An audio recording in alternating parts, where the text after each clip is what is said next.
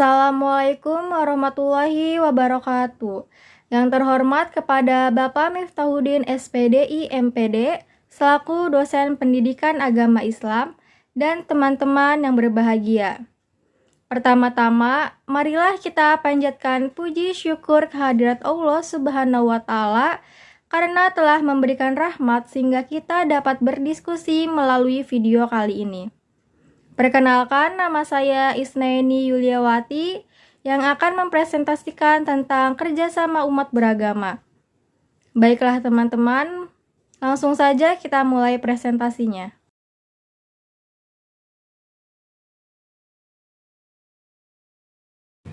Materi yang pertama yaitu kerjasama sesama muslim.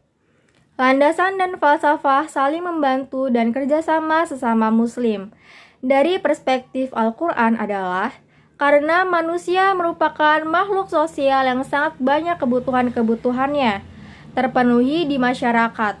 Oleh karena itu, manusia harus bekerja sama dengan orang lain di masyarakat. Kehidupan manusia tergantung dari keterlibatannya dalam kehidupan kemasyarakatannya dengan orang lain. Allah Subhanahu wa Ta'ala dalam Al-Quran berfirman, "Dan tolong-menolonglah kamu dalam mengerjakan kebaikan dan takwa, dan jangan tolong-menolong dalam berbuat dosa dan pelanggaran." Quran Surat Al-Maidah, Surat kelima ayat 2.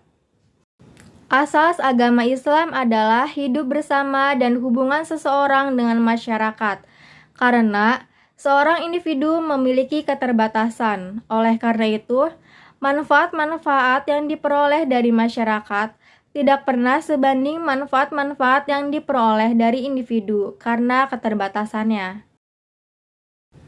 Selanjutnya, materi yang kedua ada kerjasama umat Islam dengan agama lain. Pada dasarnya, manusia ditakdirkan Allah sebagai makhluk sosial yang membutuhkan hubungan dan interaksi dengan manusia lainnya. Namun, dalam interaksinya, ada saja perbedaan antara manusia satu dengan manusia lainnya, sehingga diperlukan ketersediaan untuk menerima adanya perbedaan. Termasuk di dalamnya adalah perbedaan keyakinan, agama dengan orang maupun kelompok lain. Islam telah mengajarkan umatnya untuk menyikapi perbedaan yang terjadi dalam kehidupan bermasyarakat sejak ajarannya diturunkan. Dalam melihat perbedaan tersebut, Islam memandang berdasarkan 3 sudut pandang. Yang pertama adalah sudut pandang dari firman Allah Subhanahu wa Ta'ala yang tertuang dalam Al-Quran. Yang kedua, dengan sudut pandang teladan Nabi Muhammad SAW. Dan yang ketiga, melalui teladan sahabat Rasul dan orang-orang soleh. Kerjasama umat Islam dengan agama lain adalah hal yang penting dalam menciptakan toleransi dan moderasi dalam kehidupan berbangsa. Islam sangat toleransi terhadap pemeluk agama lain dan hubungan antara muslim dengan penganut agama lain tidak dilarang oleh syariat Islam, kecuali dalam 2 persoalan yaitu akidah dan akhlak. Selain itu, terdapat contoh kerjasama antara umat beragama di Indonesia seperti membangun tempat ibadah, bersedekah, tidak mengganggu ibadah, saling menghormati, dan menjaga keamanan saat perayaan agama. Terdapat juga kerjasama antara Hindu Islam dalam hubungan antar agama di Indonesia. Materi ketiga yaitu toleransi beragama.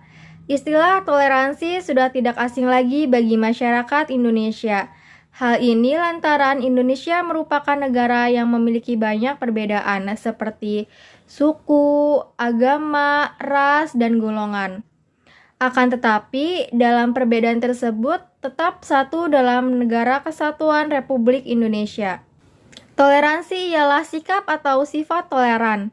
Menurut Kamus Besar Bahasa Indonesia atau KBBI, toleran adalah bersifat atau bersikap menenggang, menghargai, membiarkan, membolehkan, pendirian, pendapatan, pandangan, kepercayaan, kebiasaan, kelakuan, dan sebagainya yang berbeda atau bertentangan dengan pendirian sendiri. Itulah mengapa penting bagi kita dalam setiap aspek kehidupan bagi berbangsa, bernegara, dan bermasyarakat sehari-hari mengedepankan toleransi. Satu di antara jenis toleransi yang harus diterapkan yakni toleransi beragama. Toleransi beragama adalah sikap paling menghormati dan menghargai perbedaan agama yang ada dalam kehidupan. Berikut ini beberapa contoh toleransi antar umat beragama di Indonesia. Yang pertama, bergaul dengan semua teman tanpa membedakan agamanya. Semua teman itu harus diperlakukan sama karena itu kita harus bekerja sama satu sama lain, meski punya latar belakang yang berbeda-beda. Yang kedua, tidak memaksakan orang lain untuk menganut agama kita. Yang ketiga, menghargai dan menghormati perayaan hari besar keagamaan umat Islam.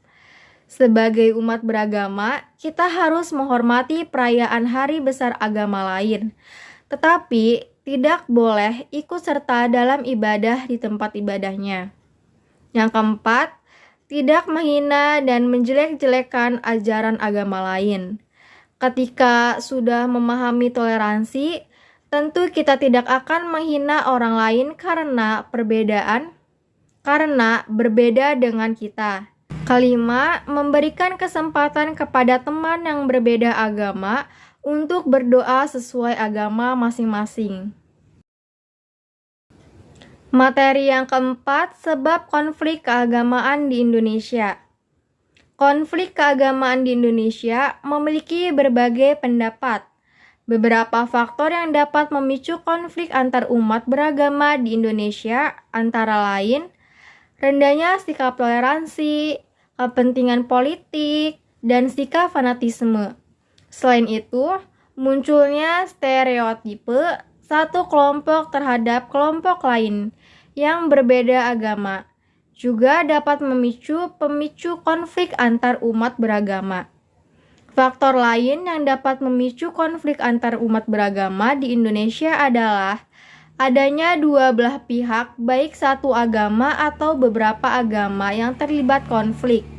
Selain itu, kurangnya pemahaman terhadap ajaran agama atau penyimpangan dari aturan ajaran agama masing-masing juga dapat menjadi penyebab konflik antar umat beragama. Sekian presentasi dari saya, kurang lebihnya mohon maaf. Wassalamualaikum warahmatullahi wabarakatuh.